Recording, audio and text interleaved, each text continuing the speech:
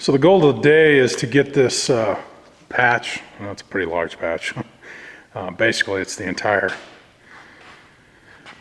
or I don't know, bedside replaced. So we've got, last time we did this one, still got a little work to do on it. But we've got to fit this new piece in here, and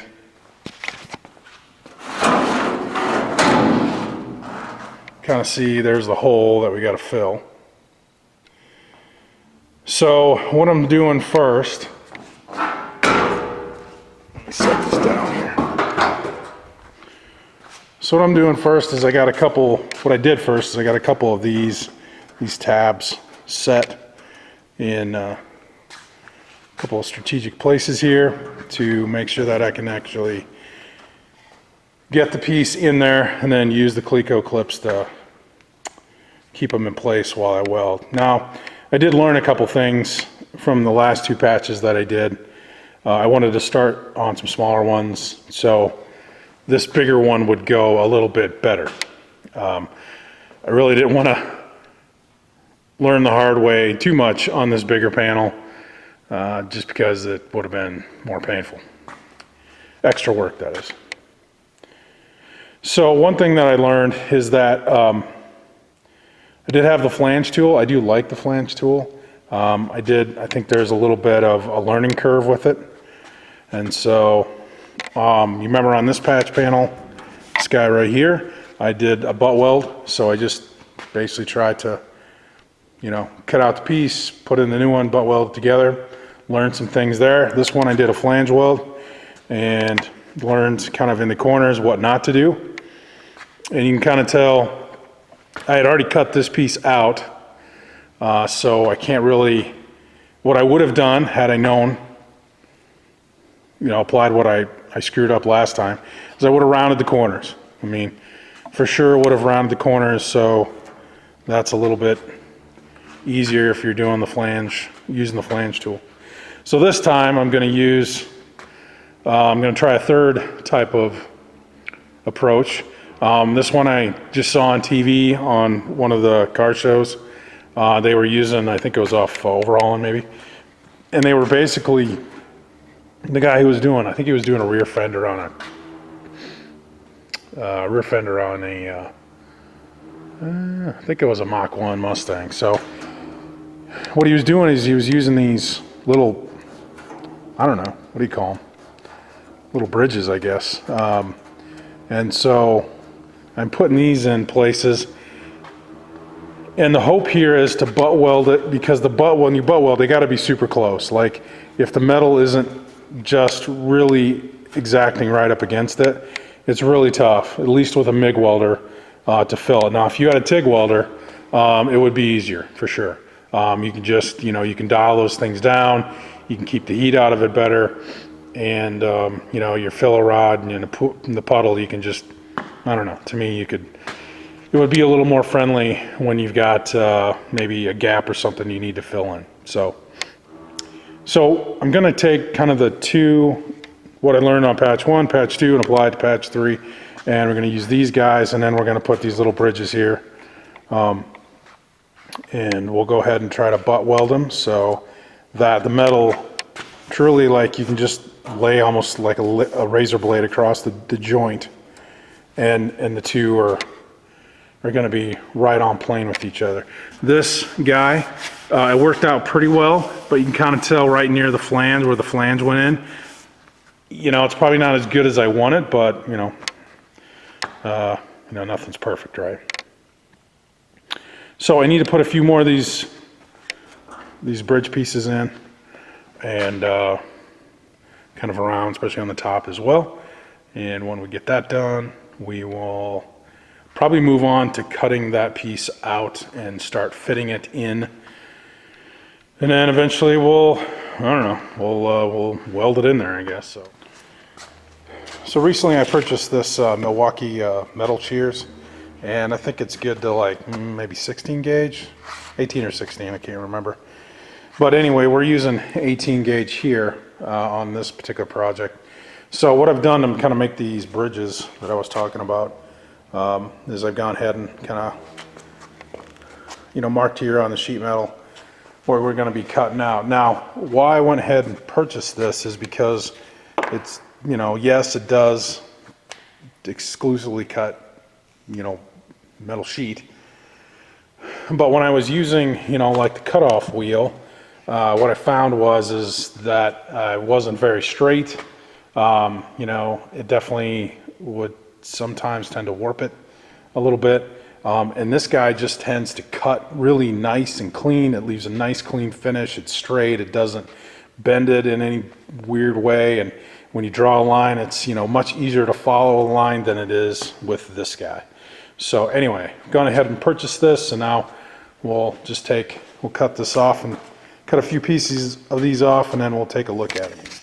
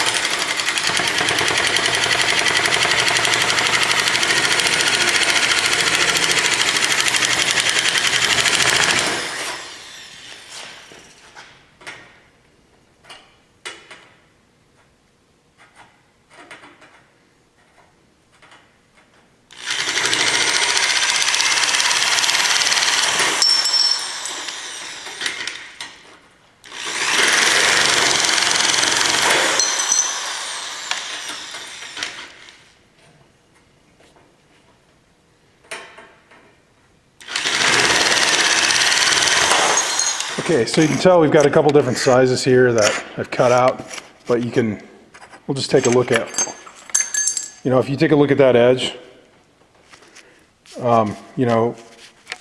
there's no, I don't know if it's going to focus, there's just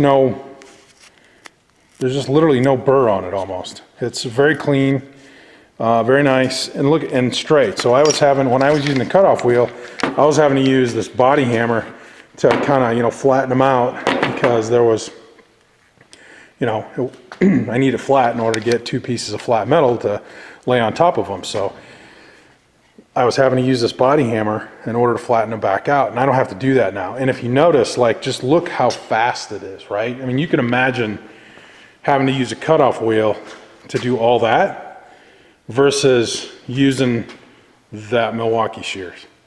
And yeah, that was it would have taken me probably, to do those 6, it probably would have taken me a half hour to cut those out, waiting a little bit so that you didn't get as much heat into it. And, we did it in, just 2 minutes. So very happy with how these things are working. I was a little skeptical at first, but definitely, so far, very positive. Okay, so right now we have all of the little bridges there in for the Coleco clips. So we've got all those in right now. Now we'll start to try and fit that panel in. All right, so the plan for this panel is to start in this corner and then put one Coleco clip at a time around the outside. So, but the first thing that's the plan. The first thing I need to do is get rid of this excess, and the reason is because it's tending to pull the panel this way, around, and it's hard to get that corner up here. There's just still a little bit too much. I don't know if you can see that, but still a little bit too much gap in there. So what we're gonna do is, here's the edge of you can kind of see the edge of the panel. see that, basically right there. So what we're gonna do is take our shears and cut that off and just get this piece out of the way so it's easier to fit.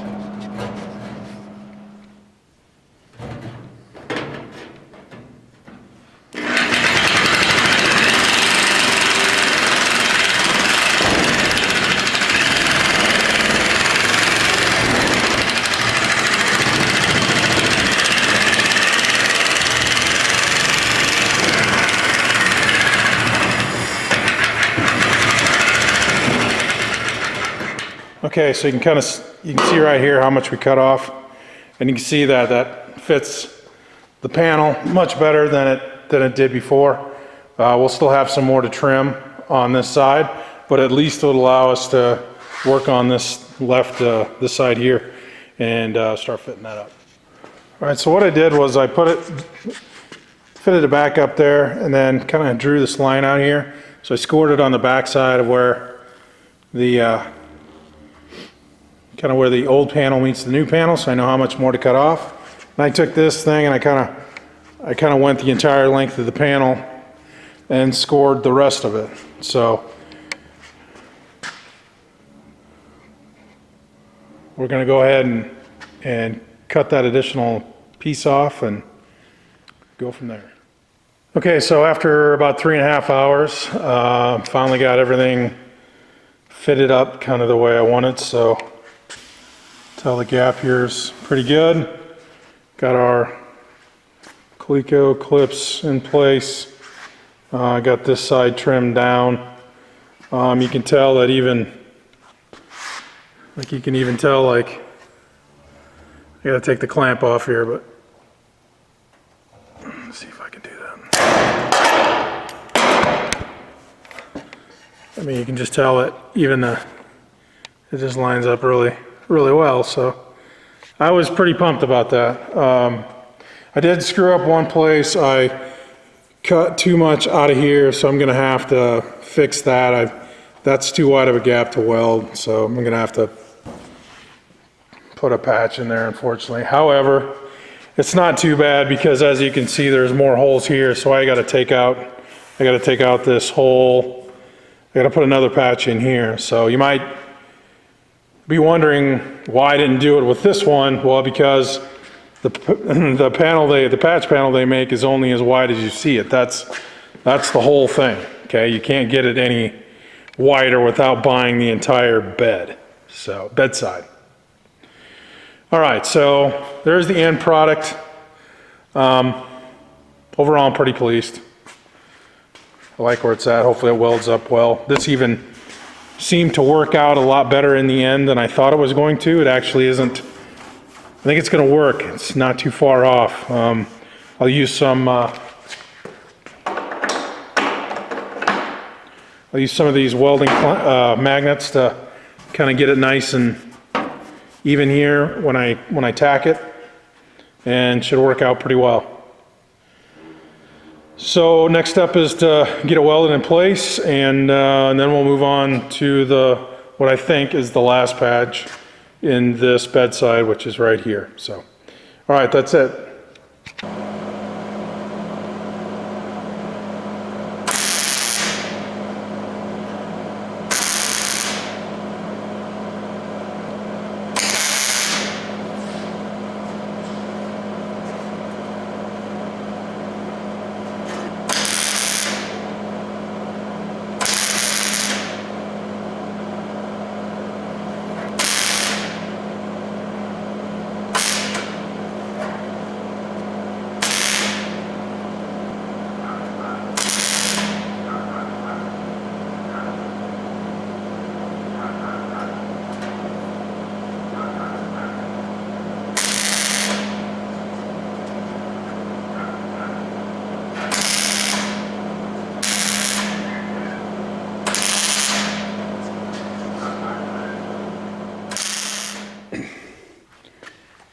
Well, we've finished welding and grinding down the welds for the panel we just fit, so you can kind of take a look here. Again, we're going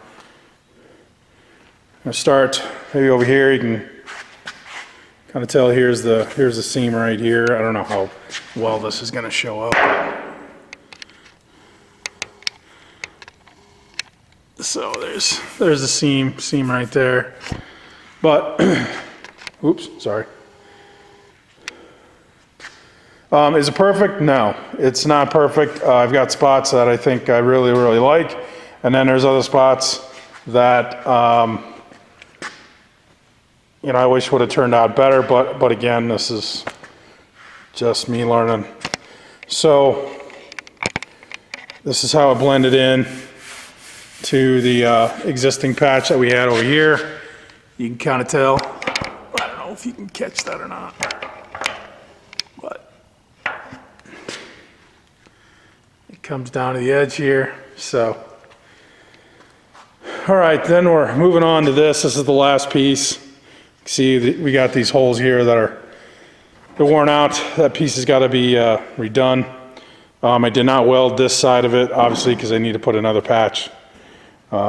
This one wasn't big enough to cover both. So what we're doing over here is we've kind of cut out a pattern. We've cut out a pattern. We got some sheet steel, got it up on sawhorses. So we've taken some marker, drawn on the outline, and we'll go ahead and cut it out. And then on this one, I'm going to use this pattern. I'm going to put it on there, and I'm going to kind of mark it out with, again, marker, and then take the Milwaukee and cut it out. So that's the plan. One of the things I learned here is you really got to get these seams close. I mean, when they say leave a little bit of a gap for when you're MIG welding, don't leave very much. I mean, just if you can barely see in between them, that's plenty. You don't really want, in my opinion, too much gap. So otherwise it's hard to deal with. All right, that's it. So we got the patch cut out from stock, 18 gauge. What I've done now, and I ended up shaping it. So this is, you know, it's shaped, it's not flat. I just used that old tire on that, or the tire on the lawnmower to help me get some shape to it. I don't have an English wheel, and you know, I don't know. So that's what I did. Anyway, so drilled 2 holes, got 2 clips in there right now to hold it in place.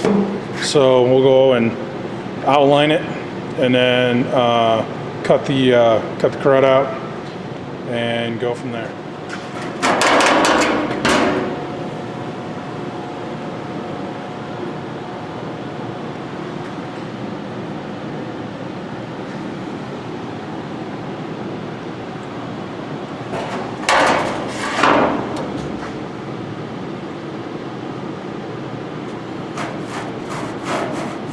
So this is what the new surface looks like when it's got Part 15 on it. So you can tell that that's gonna hold up a lot better than it is if it was just bare metal with that E-coat on it. And you can kind of tell here, this is what roads in the Midwest will do for you. It just starts pitting out, and that's just done. So anyway, this is what the new stuff looks like. That's going in next. We got the other patch in here and welded in, and we've kind of got it ground down, the weld, the seam anyway. So there are a few pinholes here, so I got to take care of those. We'll get those welded up, and then probably do some final grinding on it and call it good. Okay, so here's the final product. All the patches have been put in, and I sanded off that I don't know, whatever that coating is, that oxide or whatever the metal prep stuff does. I can't remember what the heck it is, some kind of phosphorus coating. So I sanded that down with 80 grit and got that off there. You might have noticed there was a little bit of yellow on the panel. So that's what that was. Anyway, so here it is. Here's kind of the first panel is patches right there.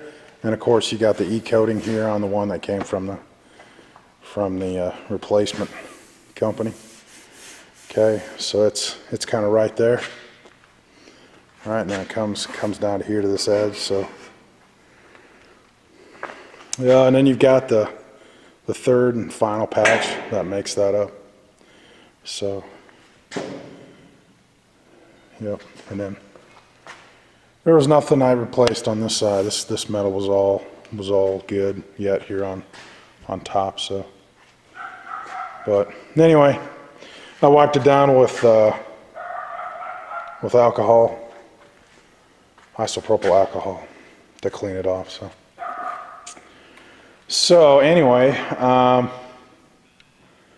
guess the next part I think what I'm going to do is I'm going to take that and I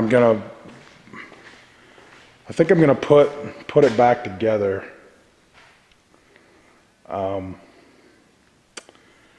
I think I've kind of learned that it's maybe a little better to do it when it's all assembled. But in any case, I will get this prepped up, and then we'll put that U-pole, what do they call it, U-pole bed liner stuff. So we'll do that here on the bottom, and then the sides where it goes together, we'll definitely put that rust stop stuff. There's not a lot of rust in between here, but I just want to give it a coating before I put it back together. And then instead of putting it on the sawhorses like I did over here, I think I'm going to try and fix this one. It's got less damage on it, so I'm going to try to fix it when it's all back together. I think one of the things that would have helped a little bit better from trying to get the panels to fit on that one was if I had put some steel bar or re-rod or something on the back side of it and welded it so it didn't, flex a little bit. So I think that's why I'm going to put it back together. That way it has that structure to it when I'm trying to weld it all back together, and it doesn't do kind of, this while it's sitting on the sawhorses. But it is easier to get, and I still need to get this wheel well. Most of the nuts on the back side of this thing, you can tell those are spinning. These nuts, the nuts on the back side are spinning, they're broke off, so I've got to fix all those, among other things. But yeah, anyway, that's the report for now. We'll try to get on this panel next time and see if I can't get the bottom of this bed, the underside of the bed, coated, so we can finally put it up on a stand and get it off this hydraulic lift, this cherry picker. So I do need to build a stand too. I need to build several stands for this stuff, including one for the cab as well. So, but anyway, that's it. Thanks for watching.